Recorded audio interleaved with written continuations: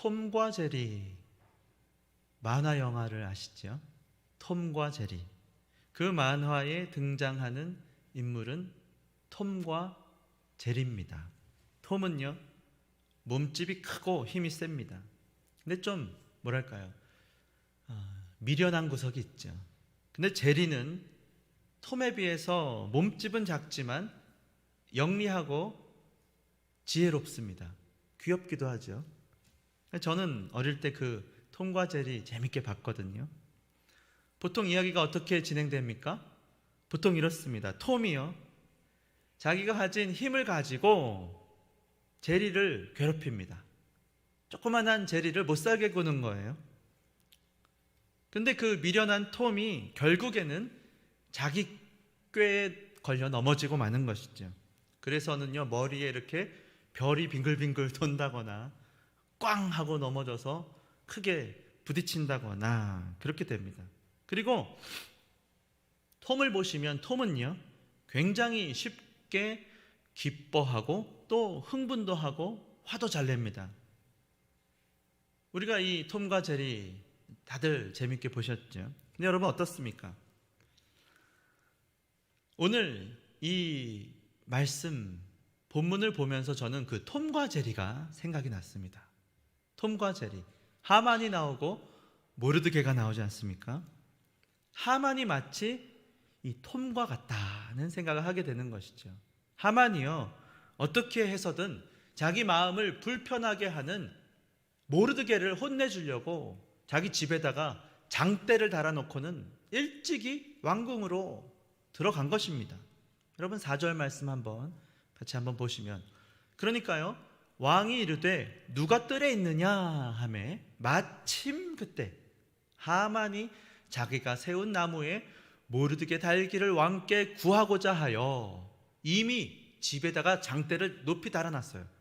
그리고 그거를 가지고 모르드게를 내가 달아매겠습니다, 허락을 받으려고 왕궁 바깥들에 이르렀다는 거예요. 마침 이렇게 왔습니다, 하만이요.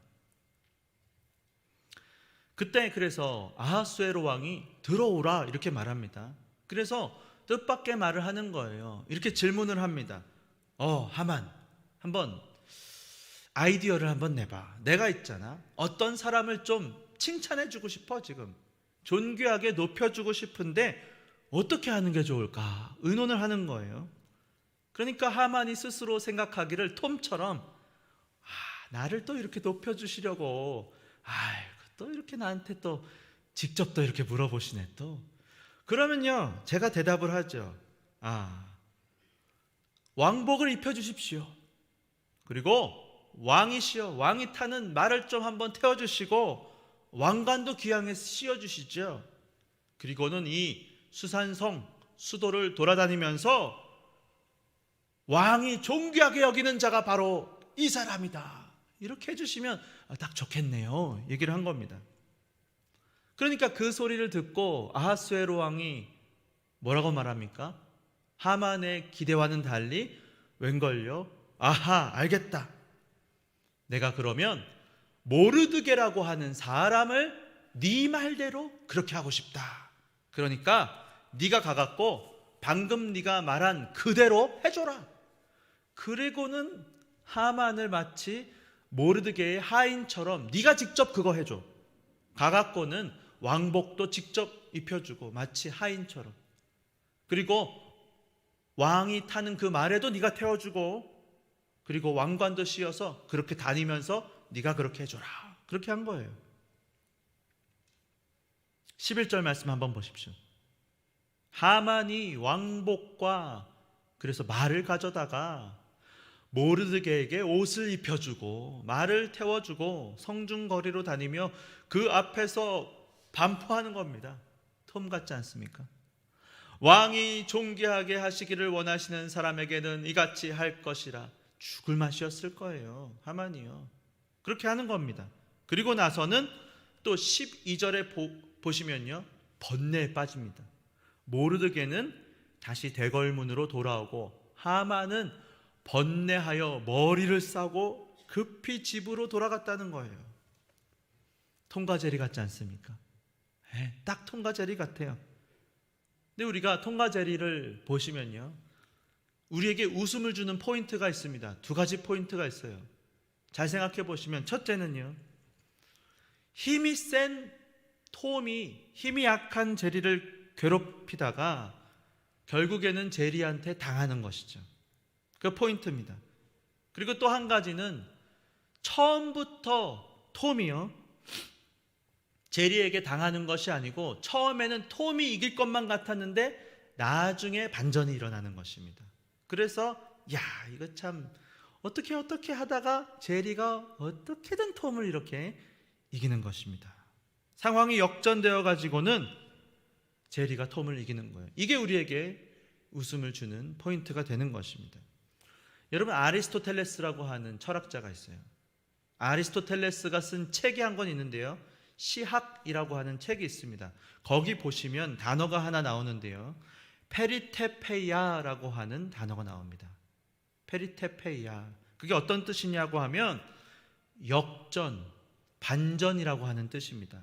주로 연극에서 어떤 행동이나 상황이 예상과 전혀 다른 반전이 일어날 때 이 단어가 자주 쓰였던 것입니다.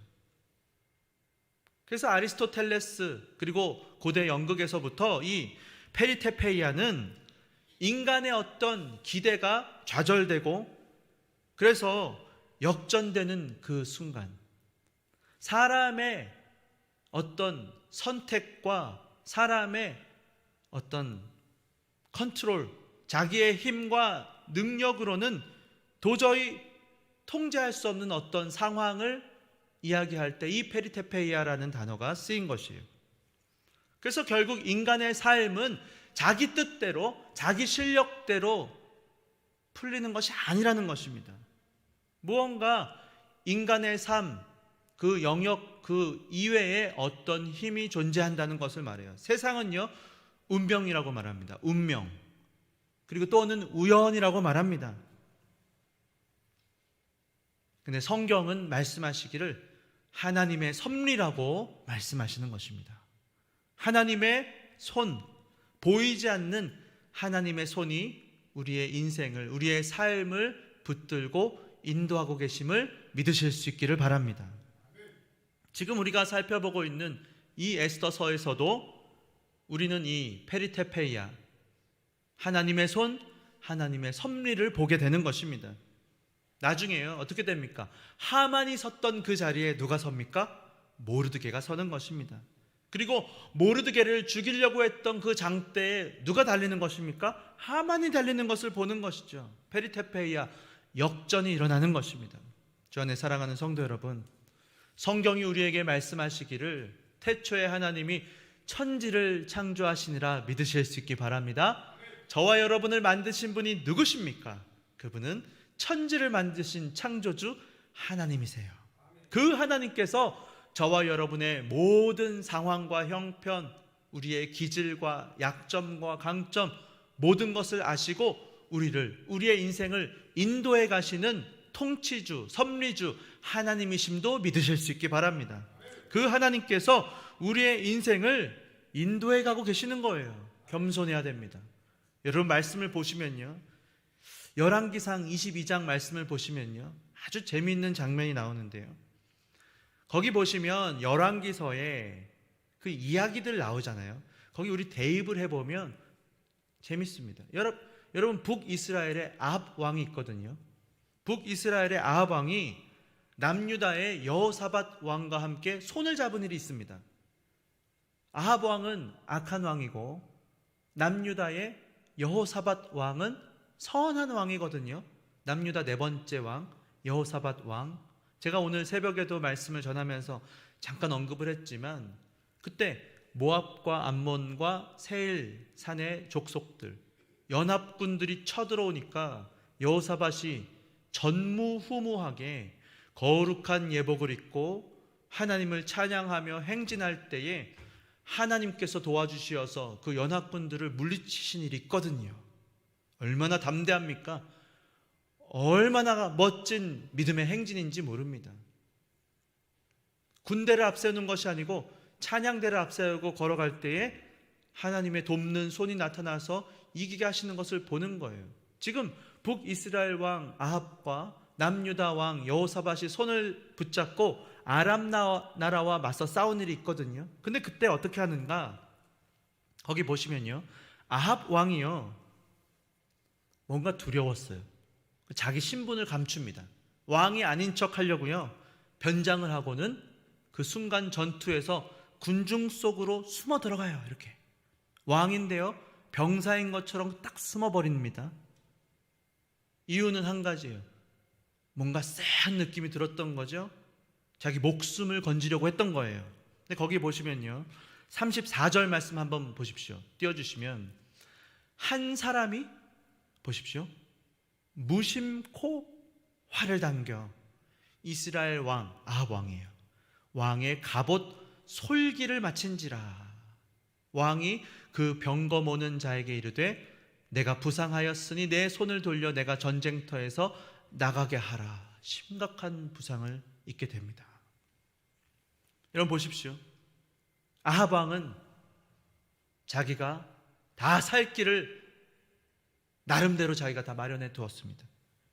이렇게 하면 사람을 속일 수 있을 거고, 적군들 속에서 내가 군중 속에 들어가면 살아날 수 있을 거야, 살 수 있을 거라고 다 조치를 해놨습니다. 근데요, 어떤 이름도 없는 한 사람이 무심코 그냥 어디다가 쐈는데 어디를 맞아요? 왕의 갑옷 솔기를 맞았대요. 솔기가 어딘지 아십니까? 갑옷이 있죠? 갑옷과 갑옷이 연결되는 그 빈틈, 이음새 있잖아요. 거기를, 그 좁은 빈틈을 비집고 화살이 탁 꽂혔다는 거예요. 여러분, 하나님께서는 하나님의 말씀을 거역하는 인생들이 아무리 자신이 자기의 살 길을 마련해 두어도 변장하고 갑옷을 입고 자기를 보호하려고 해도 무심코 쏜 화살이 갑옷 솔기에 꽂혀서 무너지게 하시는 것입니다. 여러분, 우리의 인생이 누구 손에 달려 있습니까? 하나님 손에 달려 있음을 믿음으로 고백하실 수 있기 바랍니다. 하나님 앞에 우리는 사는 겁니다. 세상을 두려워하지 마시고, 평균적인 어떤 말을 두려워하지 마시고, 하나님 앞에 믿음으로 살아가시기를 바랍니다. 오늘 제가 새벽에도 말씀을 전하면서 말씀의 제목이 이래요. 진격의 요나단. 거기 사무엘상 지금 큐티 말씀을 따라 저는 계속 설교하고 있는데요, 오늘 말씀이 지금 사무엘상 14장에서 요나단이 홀홀단신으로 블레셋 적군에 뛰어들어갔다는 것입니다. 그 전에 13장을 보시면 뭐라고 하는지 아십니까? 병거가 6천이요, 마병이 3만이요, 블레셋 병사들은 해변의 모래처럼 많아갖고는 이스라엘 사람들이 위급하고 다급하여 수풀과 바위 틈과 웅덩이 은밀한 곳에 숨어서 떨었더라. 다 흩어져 버렸어요. 어딘가로 숨어 버렸어요. 600명밖에 남지 않았다 그래요. 그런데 그때 요나단이 믿음을 가지고 이 할례 받지 못한 저 군대에게로 건너가자. 여호와의 구원은 사람의 많고 적음에 있는 것이 아니니라 믿음으로 달려갔던 것입니다. 제가 그걸 보면서요, 이야, 정말 멋있는 사람이었구나, 대단한 믿음이다, 그런 생각을 합니다. 그랬더니요, 자기의 무기를 든 병사 한 명에게 말해요. 그 병사가요, 이렇게 말해요. 무엇이든지 마음에 원하는 대로 앞서 행하소서. 나도 한 마음이 되어서 뒤따르리이다. 이야, 이 친구도 대단합니다. 소년이라 그러거든요. 그 두 명이 그냥 가요. 거기 보시면요, 사무엘상 14장 그 15절에 보시면요, 거기 말씀에서 그렇게 나와요. 블레셋 모든 백성들이 떨었더라. 땅도 진동하여 떨었더라 말씀하거든요. 세상이 뭐라고 말해도, 세상은요, 모이면 하는 말이요, 뻔합니다. 통장에 돈이 숫자가 얼마가 적혀 있고, 차는 뭐를 타고, 여행은 어디를 가고, 또는 자녀들은 어떻게 되고, 또는 내 남편은 어떻게 되고, 경쟁하듯이. 그게 세상이에요. 거기에 마치 행복과 인생의 어떤 만족이 있는 것처럼 그거밖에 할 말이 없어요. 그러나 하나님 앞에 세상 앞에 사는 것이 아니고 하나님 앞에 믿음으로 살아갈 때에 하나님께서 그 사람을 통해서 영광을 받으시고 역전하게 하시는 그 하나님을 믿으시기 바랍니다. 변장해도 소용없어요. 내 작전, 내가 마련해둔 돈, 그 똑똑한 계획이 아니고 우리의 인생이 주님 앞에 달려있음을 믿음으로 사실 수 있기를 바랍니다. 이것이 바로 하나님 나라 백성이 살아가는 삶의 방식입니다.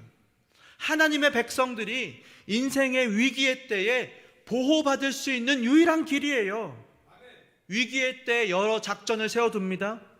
내 삶을 보호하기 위해서 여러 가지 변장술과 갑옷들을 입고 살아갑니다. 그럴 수 있죠. 잘 들으십시오. 우리가 무조건 가난하게 고난을 당하면서 환난 가운데 그렇게 살아가자는 것이 아닙니다. 여러분, 우리는 뱀처럼 지혜로워야 돼요. 계획을 세우지 말라는 말이 아닙니다. 여러분, 누가복음 14장 31절 말씀 한번 띄워주시면 예수님께서 이렇게 비유의 말씀을 주시거든요. 전쟁이 난다는 거예요. 그때 어떤 임금이 이렇게 하지 않겠느냐. 보십시오. 어떤 임금이 다른 임금과 싸우러 갈 때에 임금 대 임금이 싸우니까 나라 간에 전쟁이 일어나는 거죠. 먼저 앉아서 이걸 생각해 보지 않겠냐는 거예요.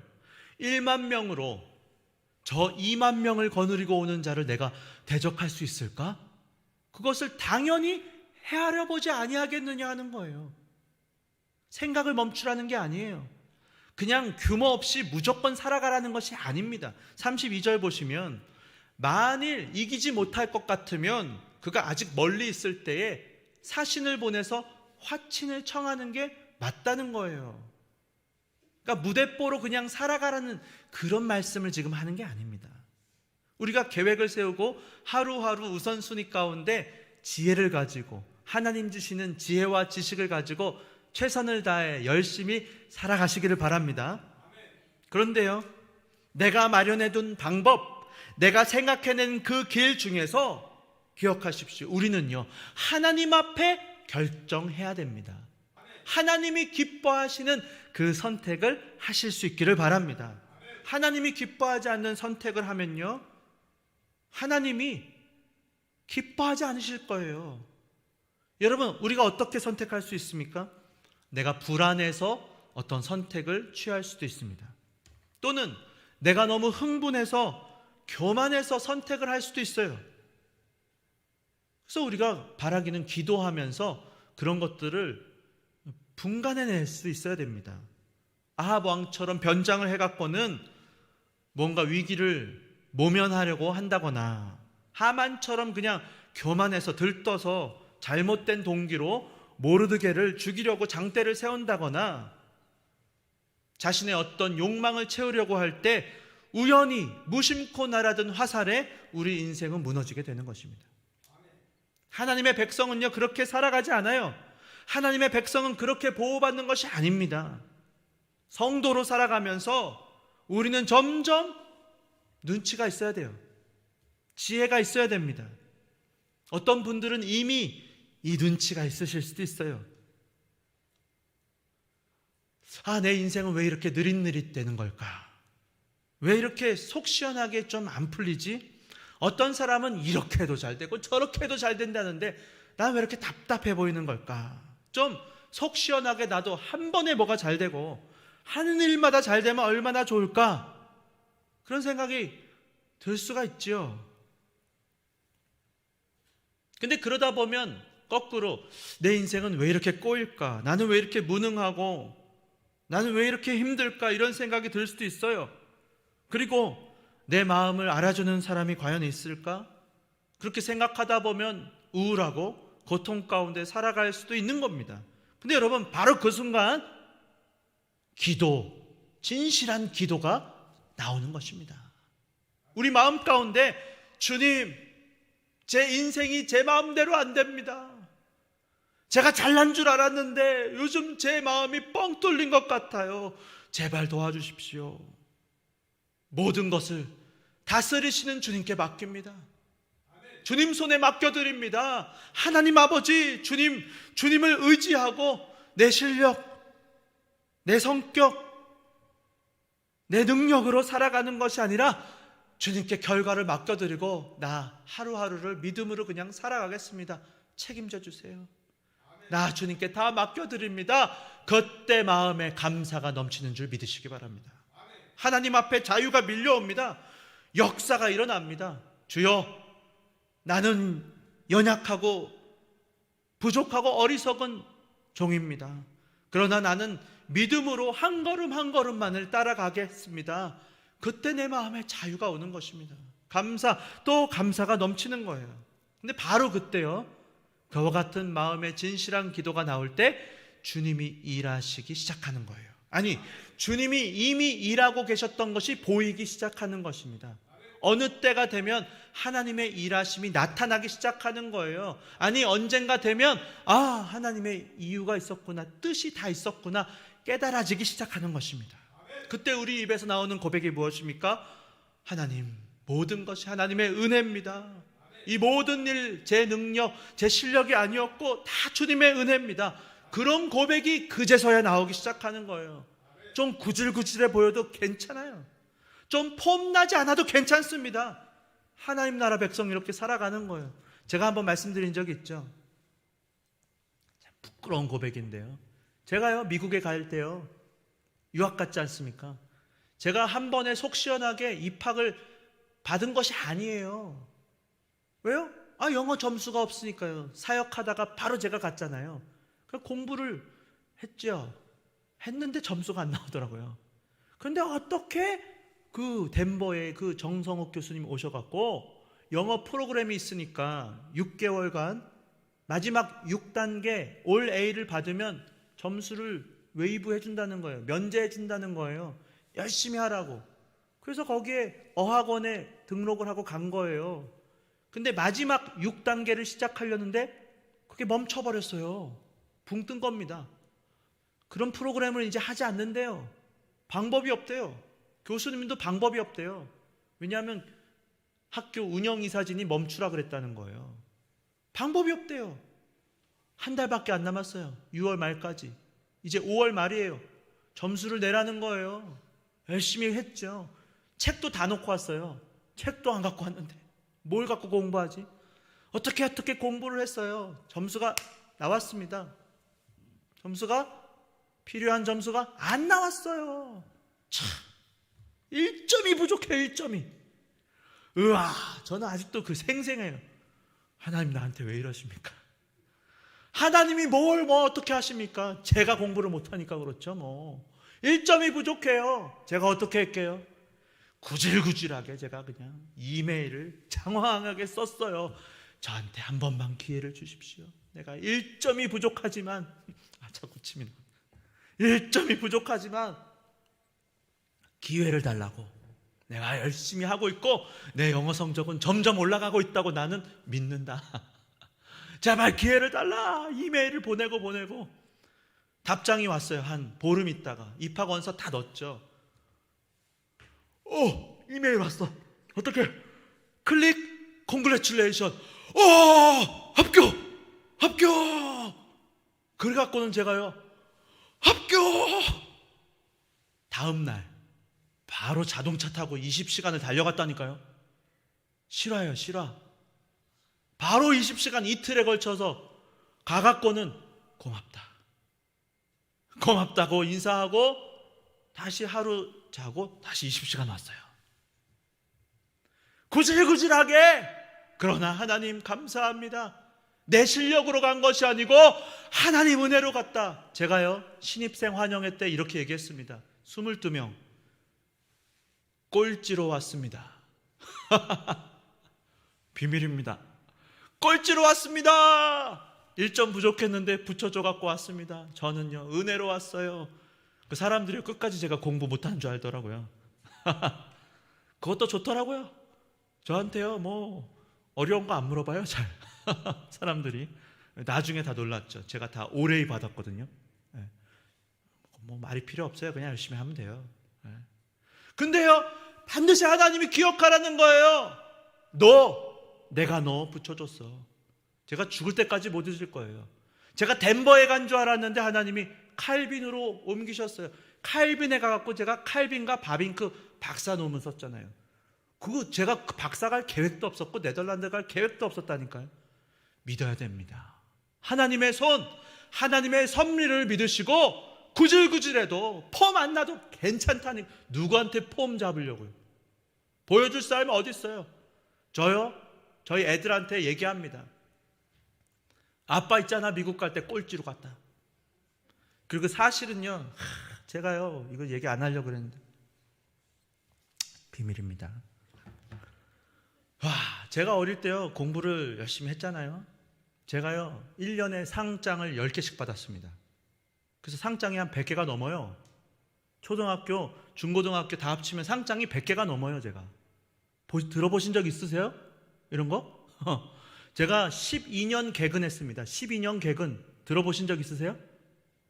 12년 초등학교, 중학교, 고등학교 개근했다고. 제가 실화예요. 12년 우등입니다. 네, 졸업할 때도 제가 손가락 안에 들고 졸업했어요. 근데 그 모든 상장이요 제가 미국에 또 목사님한테 맡겨놨어요. 제가 그래서 네덜란드 갈 때 제가 또 목사님한테 맡겨놓고 짐 박스 몇 개 맡겨놓고 갖고 갈 수가 없으니까 나중에 그래서 보내달라고 했거든요. 그게 없어졌어요. 다른 거 다 와도 그거 하나 없어졌어요. 다른 거 다 안 와도 돼. 그거는 꼭 왔어야 되는 거예요. 저희 어머니가 그걸 알고 우시더라고요. 우시더라고요. 제가 저희 애들한테 언젠가는 보여주고 싶었어요. 보여주지도 못하고 날아가 버렸어요. 어디 버린 것 같아요. 믿는 수밖에 없더라고요. 제 마음에. 저도 인간적으로 생각하면 얼마나 제가 화가 나던지요. 이걸 왜 버렸을까? 다른 거 다 왔다니까요. 기가 막히더라고요. 날아가 버렸어요. 내가 왜 그걸 안 갖고 다녔을까? 제가 너무 믿었어요. 기가 막히더라고요. 그런데요, 믿는 수밖에 없어요. 그게 저희 애들이 안 보는 게 하나님 뜻이었나 보죠. 믿어야지 어떡합니까? 그걸 안 보는 게 유익했다. 천국 가면 제가 볼 수 있을까? 안 봐도 돼요. 여러분, 우리의 인생이요 누구한테 꼭 뭘 보여줘야 되고 또 폼 좀 잡아보고 그게 다가 아닙니다. 그렇게 살라고 하나님이 우리에게 인생을 살게 하신 것이 아니에요. 제가 주일날 정탐꾼 설교를 했지 않습니까? 어떤 집사님이 저한테 오더니 눈물이 나서 혼났다고 얘기하더라고요. 고맙다고. 뭐가 그렇게 눈물이 났을까? 그럴 수도 있겠다. 열심히 정탐하면서 잘 살아보고 싶지 정탐을 실패하고 싶은 사람이 어디에가 있겠습니까? 근데 그게 우리 인생 아닙니까? 근데 하나님이 말씀하시기를 잘하고 있어. 내가 어떤 열매가 필요한 게 아니야. 대박이 나고 무슨 대단한 인생 그게 원하는 게 아니고 너 나를 믿냐? 내가 너를 만들었고 내가 너를 사랑한다. 너는 내 아들이다. 그것만이 필요한 거예요. 하나님 감사합니다. 하나님 사랑합니다. 나 끝까지 주님과 함께 살다가 천국에 갈게요. 우리가 다 천국 가면 되지 않습니까? 여기서 우리가 하루하루 하나님이 주신 분복을 누리면서 감사하십시다. 기뻐하십시오. 하나님 감사합니다. 봄이 오고 있잖아요. 하나님 감사합니다. 하루하루 순간순간 바빠요. 힘들어요. 저도요. 어떤 때는 요새 제가 안 그러려고 하는데 일주일에 한두 번은 교회에서 제가 잘 때도 있거든요. 그래서 제가 어떤 때는 목사님이 이렇게 자꾸 교회에서 주무실까? 그래서 제가 요새 안 그러려고 그랬는데 제가 그렇게 되더라고요. 밤에 막 어떤 때는 1시, 2시 그러면 조금 있으면 새벽 예배잖아요. 잠깐 차라리 눈 붙이고 나오는 게 낫다. 그럴 때도 있더라고요, 제가. 안 그러려고, 저는 안 그러려고 그래요. 가급적 집도 가까운데 가려고 그럽니다. 네, 여러분, 하나님 앞에서 여러분 때로는 내 인생 왜 이렇게 안 풀리나 생각될 때도 있어요. 근데 내가 주님을 믿는데 왜 이렇게 안 풀리나가 아니라 내 삶 가운데 하나님 나는 안 됩니다. 그러나 하나님 손에 맡겨드립니다. 영광을 받으소서. 그렇게 주님 살아가라고 말씀하신 줄 믿으시기 바랍니다. 우리는요, 자기 잘난 맛에 자기 실력으로 살아가는 사람이 아닙니다. 하나님 백성은 자기가 원하는 때 인생이 잘 풀리지 않아요. 여러분 이걸 믿으시기 바랍니다. 만약 여러분이 원하는 때에 원하는 방식으로 뭔가 잘 풀어졌다? 진짜 큰 은혜를 받으셨다 감사하고 또 감사하시기 바랍니다. 하나님 앞에 감사하십시오. 절대 잘 되지 않아요. 그게 정상이에요. 이걸 믿으시기 바랍니다. 하나님의 백성, 그들의 삶에는요, 역전의 요소가 있습니다. 하나님이야말로 역전하시는 하나님인 줄 끝까지 붙잡으시기 바랍니다. 바로 그때요, 인생이 역전될 때 하나님의 그 손길, 카타르시스, 그 짜릿함, 여러분 그걸 사모하십시오. 숨어 계신 줄 알았는데, 내 기도를 안 들으시는 것 같았는데 다 보고 계셨던 거예요. 우리가 어떻게 하나? 79점 맞았을 때 1점 부족할 때 어떻게 하나 보시는 거예요. 주님이 열어주시는 그때가 가장 좋은 때인 줄 믿으시기 바랍니다. 이상하게 생각하지 마세요. 잘 풀리지 않는 걸요, 너무 원망도 하지 마시고 좌절도 하지 마십시오. 그렇게 그냥 우리는 살아가면 돼요. 하나님 손에 맡겨드리시고 믿음으로 살아가십시오. 요즘 우리 교육자들이 기독교 강요 공부를 하고 있습니다. 같이.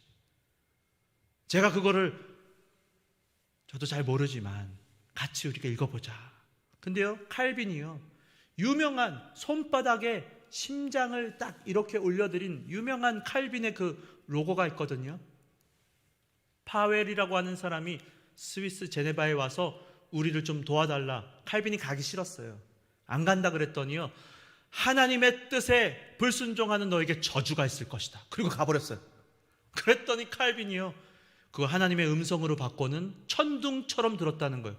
그리고는 순종합니다. 다음날 편지를 써요. 그리고 내 심장을 주님께 꺼내어 바칩니다. Promptly, sincerely. 곧바로, 그리고 신실하게. 그리고는 가갖고는 그의 인생 55세에 죽었어요. 아내도 먼저 떠나보냈어요. 자식들도 먼저 떠나보냈어요. 그리고 주님 앞에 살다가 갔던 것입니다. 지금까지 가장 훌륭한 기독교 해설서라고 말하는 기독교 강요를 쓰고 5년 후에 그는 하나님 품에 갔던 것입니다. 주 안에 사랑하는 성도 여러분, 때로는 우리의 인생이 모르드게 같을 수도 있습니다. 내가 분명히 아하수에로 왕을 건져줬는데 뭐야, 아무 일도 일어나지 않잖아. 뭐야, 뭐 조그만한 선물도 하나 술 한 잔 주지 않잖아. 에이, 그럴 수도 있어요. 그러나 하나님이 다 지켜보고 계심을 믿으시기 바랍니다. 그 선물을 먼저 받았으면요, 유다 민족들은 다 죽었어요. 나중에 어느 날 잠이 안 올 때 그걸 알았기 때문에 그때 역전하시는 하나님, 그때 역전이 돼야 됐기 때문에 유다 민족이 살아날 수 있었던 것입니다. 여러분, 모르드게는요, 흥분하지 않았어요. 교만하지 않았습니다. 여러분 말씀을 보시면요, 12절 말씀, 중요한 말씀입니다. 모르드게가 왕복을 입고 왕이 탄 말을 타고 왕관을 쓰고 돌았잖아요. 그리고 어떻게 합니까? 모르드게는 다시 대궐문으로 돌아갑니다. 자기 자리로 돌아갔어요. 으쓱대서 살지 않았다고요. 내가 뭐 좀 대단한 것처럼, 내가 뭔가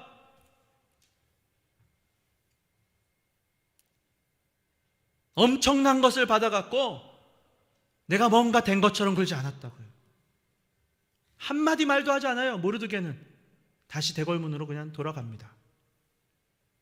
지금 모르드게는 사실요, 하만과 바뀔 수 있는, 처지가 바뀔 수 있는 절호의 찬스를 얻은 겁니다.